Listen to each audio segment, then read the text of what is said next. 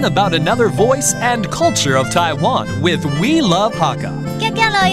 中法哥呀，让我们加入客家风情，学习实用客语。Hey, welcome back to Talk About Hakka on ICRT. Hello， 大家好，我係美獎。Hello， 你好，大家好，我係 Joseph Lin。又来到了耶节的时候了，5月的时候，哇，好厉害哟！也就会有油桐花对开花的时候了 ，right? 谢。Yeah, let's talk about flowers this month. And of course, in the Hakka culture, we got the tongue flower blossom. 油桐花。油桐花。这个春末夏初时，台湾各地的油桐花盛开。At the end of spring and beginning of summer, that's when all the tongue flowers blossom in Taiwan.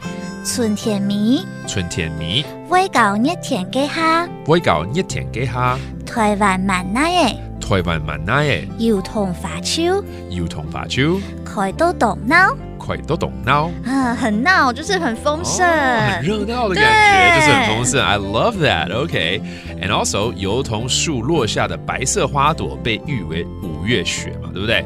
Because of the white flower petals, so the tongue flower blossom is also called the snow in May. 油桐樹當跌落，油桐樹當跌落，澎湃嘅花，澎湃嘅花，本人按到本人按到5月雪5月雪。There you go. 5月雪。5月雪。All right, let's go back and review some of the phrases that were brought up, including springtime, 春天春天， and then 夏天熱天， that's summertime. You're going to be able to see some of these tongue flower, 油桐花油桐花， also known as snow in May, 5月雪5月雪。5月雪 It's very beautiful. Go check them out, all right? Thank you so much for listening. 什麼大家？漢子 say 張來了。